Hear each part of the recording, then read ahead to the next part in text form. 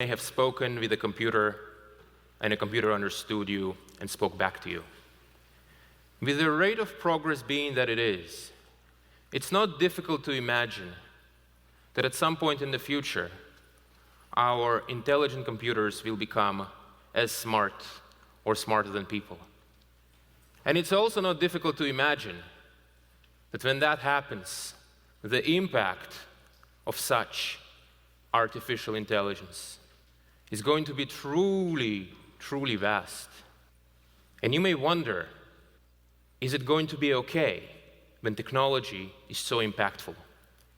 And here my goal is to point out the existence of a force that many of you may have not noticed. That gives me hope that indeed we will be happy with the result. So, artificial intelligence. What is it and how does it work? Well, it turns out that it's very easy to explain how artificial intelligence works. Just one sentence. Artificial intelligence is nothing but digital brains inside large computers. That's what artificial intelligence is.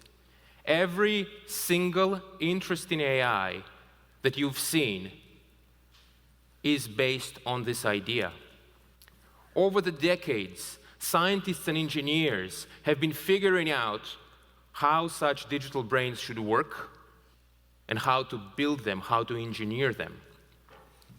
Now, I find it interesting that the seat of intelligence in human beings is our biological brain. It is fitting that the seat of intelligence in artificial intelligence is an artificial brain. Here I'd like to take a digression and tell you about how I got into AI. There were three forces that pulled me into it. The first one was that when I was a little child, at around the age of 5 or 6, I was very struck by my own conscious experience, by the fact that I am me and I am experiencing things. That when I look at things, I see them. Like this feeling over time went away, though by simply mentioning it to you right now, it comes back. But this feeling of that I am me, that you are you, I found it very strange and very disturbing almost. And so when I learned about artificial intelligence, I thought, wow, if we could build a computer that is intelligent, maybe we will learn something about ourselves, about our own consciousness. That was my first motivation that pulled me towards AI. The second motivation was more pedestrian in a way. I was simply curious about how intelligence works. And when I was a teenager, an early teenager in the late 90s, the sense that I got is that science simply did not know how intelligence worked. There was also a third reason, which is that it was clear to me back then that artificial intelligence, if it worked, it would be incredibly impactful. Now, it wasn't at all obvious that it will be possible to make progress in artificial intelligence. But if it were possible to make progress in artificial intelligence, that would be incredibly impactful. So these were the three reasons that pulled me towards AI. That's why I thought that's a great area to spend all my efforts on.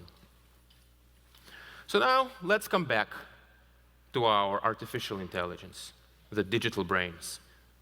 Today, these digital brains are far less smart than our biological brains. When you speak to an AI chatbot, you very quickly see that it's not all there, that it's, it understands mostly, sort of, but you can clearly see that there are so many things it cannot do, and that there are some strange gaps. But this situation, I claim, is temporary. As researchers and engineers continue to work on AI, the day will come when the digital brains that live inside our computers will become as good and even better than our own biological brains. Computers will become smarter than us. We call such an AI an AGI, artificial general intelligence, when we can say that the level at which we can teach the AI to do anything that, for example, I can do or someone else. So, although AGI does not exist today, we can still gain a little bit of an insight into the impact of AGI once it's built.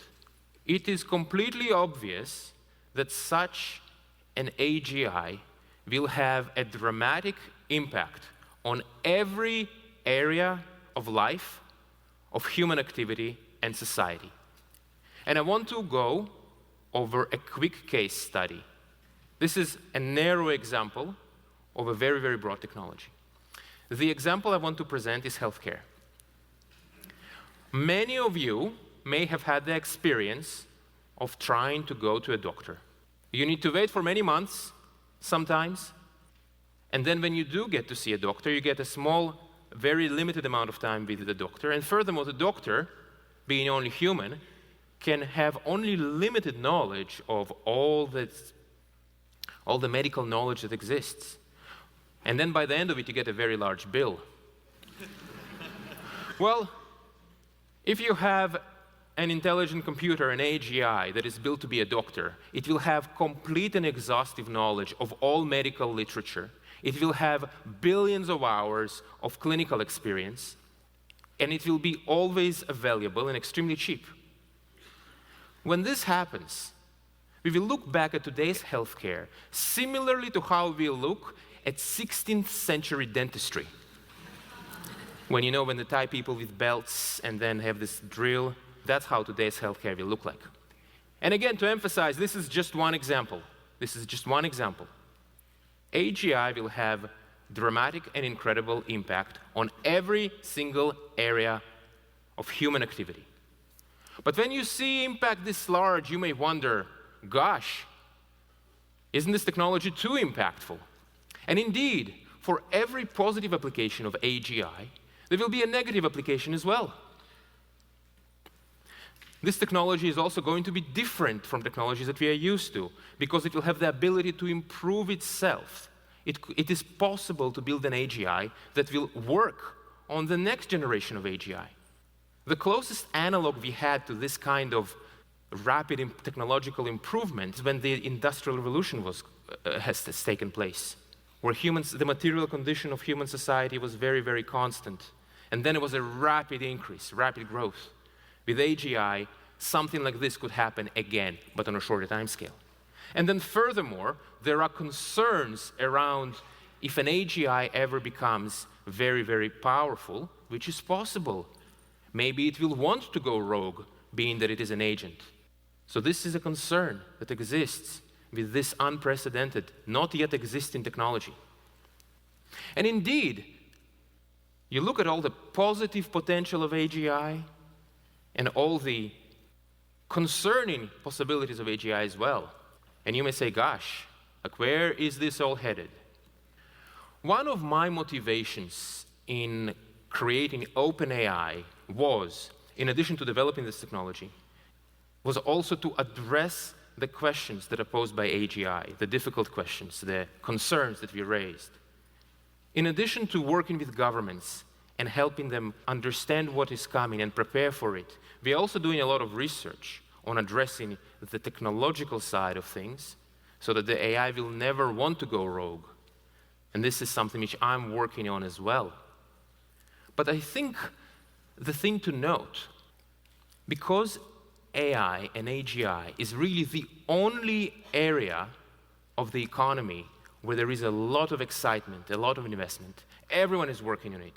There's a huge number of labs in the world trying to build the same thing. Even if OpenAI takes these desirable steps that I mentioned, what about the rest of the companies and the rest of the world? And this is where I want to make my observation about the force that exists. And the observation is this. Consider the world 1 year ago. As recently as 1 year ago, people weren't really talking about AI, not in the same way at all. What happened? We all experienced what it's like to talk to a computer and to be understood. The idea that computers will become really intelligent and eventually more intelligent than us is becoming widespread. It used to be a niche idea that only a few enthusiasts and hobbyists and people who were very into AI were thinking about. But now everyone is thinking about it. And as AI continues to make progress, as technology continues to advance, as more and more people see what AI can do and where it is headed towards, then it will become clear just how dramatic, incredible, and almost fantastical AGI is going to be, and how much trepidation is appropriate. And what I claim will happen is that people will start to act in unprecedentedly collaborative way out of their own self-interest. It's already happening right now. You see the leading AGI companies starting to collaborate, for a specific example, through the Frontiers Model Forum. And we will expect that companies that are competitors will share technical information to make their AI safe. We may even see governments do this. For another example, at OpenAI, we really believed in how dramatic AGI is going to be. So one of the ideas that we were operating by, and it's been written on our website for 5 years now, that when technology gets such that we are very, very close to AGI, to computers smarter than humans, and if some other company is far ahead of us, then rather than compete with them, we will help them out, join them, in a sense. And why do that? Because we appreciate how incredibly dramatic AGI is going to be. And my claim is that with each generation of capability advancements, as AI gets better, and as all of you experience what AI can do, as people who run AI efforts and AGI efforts, and people who work